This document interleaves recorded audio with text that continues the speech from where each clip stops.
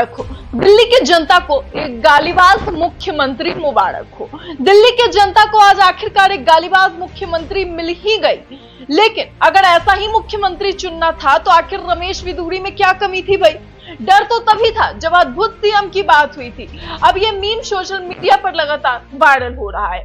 दूसरी ओर ट्रेंड कर रही है दिल्ली की सीएम रेखा गुप्ता, लेकिन उसका कारण आज उनका शपथ ग्रहण समारोह नहीं बल्कि उनके पुराने कर्मकांड है, जहां उन्होंने अपनी डिग्री पीएचडी इन गाली गलौज पे दिखा दी है। लोग सोच रहे हैं कि दिल्ली की जनता को बधाई दे या हमदर्दी। दिल्ली को एक ऐसा सीएम मिला है जिसे शब्दों की मर्यादा और सभ्यता दो पैसे के बराबर नहीं आती।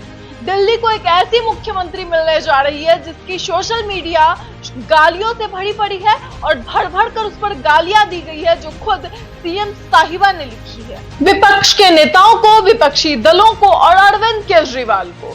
कोई सोच भी नहीं सकता कि संस्कारी और अनुशासित पार्टी की एक महिला नेता इतने गंदे और अभद्र शब्दों का इस्तेमाल भी कर सकती है। और सफेद चाल, चरित्र और चेहरा दिखाने वाली भाजपा पार्टी की महिला नेता ने इतने भद्दे और गिरे हुए शब्दों का इस्तेमाल किया है जो आज सोशल मीडिया पर लगातार वायरल हो रहा है। आज उनकी गालियों को, उनके ट्वीट्स को रणवीर अलाहाबादिया जैसे गंदे और घटिया दिमाग के इंसान से कंपेयर किया जा रहा है।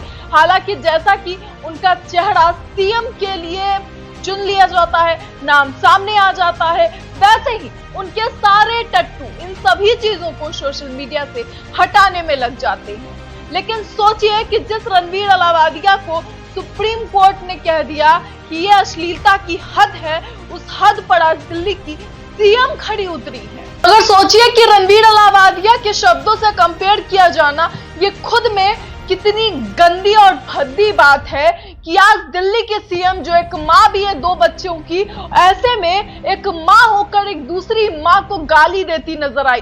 वो माँ को गाली थी जो उन्होंने अरविंद केजरीवाल को लेकर ट्वीट किया है। अब चलिए देखते हैं, जरा नजर डालते हैं उन ट्वीट्स पर जो ट्वीट लगातार अब ट्रेंड कर रहे हैं। सबसे पहले नजर डालिए रेखा गुप्ता जी के इस भद्दे और गंदे ट्वीट पर, जहां पर उन्होंने लिखा है, केजरीवाल अपना जन्मदिन कभी नहीं मनाता। उन्होंने अपनी माँ से घटना का वीडियो मांगा था जिसे वो नहीं दे सकी थी। सोचिए, पहली लाइन तो फिर भी ठीक थी, दूसरे लाइन में उन्होंने एक माँ को गाली दी है, खुद एक माँ होते हुए, एक महिला होते हुए ऐसी गंदी और घटिया बात कैसे कोई बोल सकता है? और इसे दिल्ली का सीएम चुना गया है। बधाई हो दिल्ली वालों। दूसरा ट्वीट देखिए, दिल्ली तेरे बाप की भी नहीं है जो तू यहाँ मुख्यमंत्री बनकर बकवास कर रहा है। दिल्ली जनता की है और जनता ही तुझे तेरी माँ की कोख में वापस भिजवाएगी। हैशटैग कमीना कहीं का। गालियां भी हैशटैग में दी जा रही है और जिस तरीके से उन्होंने माँ की कोख को गाली दी है, यकीन मानिए एक दिल्ली के सीएम का इस तरीके के चेहरे को चुने जाना ये खुद में आज दिल्ली के सीएम को एक गाली बन चुकी है कि क्या कोई इतना गंदा और भद्दा बोल सकता है। यकीनन आज दिल्ली की जनता को हमदर्दी की जरूरत है, ना कि बधाई की। तीसरा ट्वीट देखिए, जहां पर वो लिखती है, जिसके दादा कब्र में वो हिंदू कैसे, प्लीज आंसर। @राहुल गांधी को उन्होंने यहाँ पर टैग किया है, जबकि राहुल गांधी ने केवल इतना लिखा था, जो नफरत करे वह योगी कैसे। और ऐसे योगियों पर अगर सवाल उठा ही दिया राहुल गांधी ने, तो उनके दादा पर जाना क्या ये एक सभ्य समाज में होना चाहिए? और क्या ऐसे चाल चरित्र और चेहरे वाले पार्टी में होना चाहिए जो शुद्धता की पहचान देते रहते हैं अपनी? देखिए कि अगला ट्वीट क्या है। पुराने जमाने में हर बारात में एक नाई जरूर जाता था जो बुजुर्गों के हुक्के भरता था। अब महागठबंधन की रैली में वही काम अरविंद केजरीवाल करते हैं। नाई समाज को गाली देने का काम यहाँ पर बीजेपी की बड़ी नेता और अब दिल्ली की सीएम रेखा गुप्ता कर रही हैं। इसके साथ ही अगला देखिए, जहां पर लिखा गया है, नीच कांग्रेस को जवाब अब गुजरात की जनता ही देगी, क्योंकि उच्च कोटि के लोग तो केवल गांधी परिवार में ही पैदा हो सकते हैं।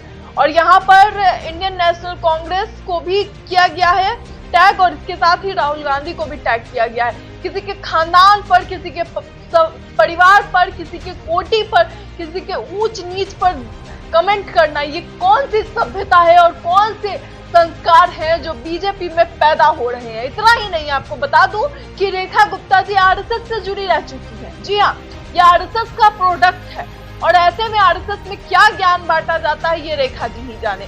जेएनयू को लेकर के वो ट्वीट करती है कि जेएनयू को बंद कर देना चाहिए, यहाँ पर देशद्रोही पैदा होते हैं, देशद्रोही बनाए जाते हैं। किस तरह की भाषा है ये?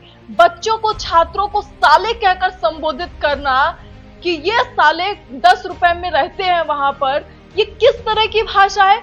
मुफ्त की बिजली इस्तेमाल करते हैं, मुफ्त की पानी इस्तेमाल करते हैं। क्या ये दिल्ली के सीएम की भाषा हो सकती है? इसलिए तो उनकी सामने आ रही है, उसके सामने तो ये सवाल भी छोटे पड़ने लगते हैं। और इस सब के बीच अब उनका एक पुराना वीडियो जो लगातार वायरल हो रहा है, जरा वो भी देखिए, जिसमें वो सरकारी संपत्ति को तोड़फोड़ करती नजर आ रही है। ये उस समय की वीडियो है जब वो पिछली बार मेयर का चुनाव हार गई थी, लेकिन किस तरीके से वो अपनी भड़ास चीजों पर निकाल रही है वो भी देखिए। इस पूरी वीडियो में सबसे ज्यादा अगर कोई तोड़फोड़ कर रहा है तो वो श्रीमती रेखा गुप्ता है, जो अब दिल्ली की सीएम बनी है नई नवेली। फीस की बढ़ोतरी का विरोध करती हैं, छात्रों को खुलेआम देशद्रोही कहती हैं, साले फ्री की खाते हैं कहती हैं, जेएनयू को बंद कर देना चाहिए कहती हैं। क्या यही दिल्ली के लिए भाजपा मॉडल है? गाली गलौज, नफरत और तानाशाही, ये बड़ा सवाल है। हालांकि अकेली रेखा गुप्ता ही क्यों, बल्कि कोई भी चेहरा दिल्ली में सीएम के चेहरे के लिए सामने आता बीजेपी से तो एक पर एक सारे के सारे नगीने ही भरे पड़े हैं।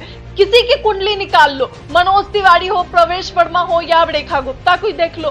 भाई अब सोचने की बात यह है कि जिस तरीके से ये सारी चीजें सामने आ रही है, कोई हिंदू मुस्लिम की बात करने वाला आता है जो दुकान पर कहता है कि झंडा लगा दो, कोई कहता है कि हम पैसे ही बंटवा देंगे, कोई कहता है विपक्ष को गालियां देने लगता है, और ऐसी ऐसी गालियां जिस पर अभी अभी सुप्रीम कोर्ट ने भी कितनी बड़ी कार्यवाही की थी। शायद अगर सीएम केजरीवाल ने उस वक्त कार्यवाही की होती तो ये आज दिल्ली की कुर्सी पे नहीं बैठी होती। और इस सब के बाद आपको क्या लगता है दिल्ली का भविष्य कहां जा रहा है? दिल्ली के भविष्य में लोगों को क्या देखने को मिलेगा? और क्या दिल्ली का भविष्य बचा भी है?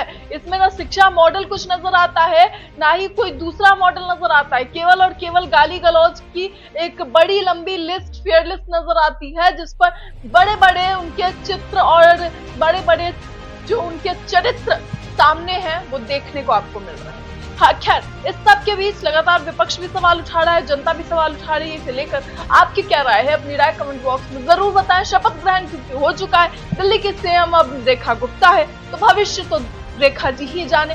अब भविष्य की रेखा वो किस तरीके से खींचती है ये उनके हाथ में। फिलहाल इस खबर में इतना ही। ऐसी तमाम खबरों के लिए देखते रहे न्यूज़ हम।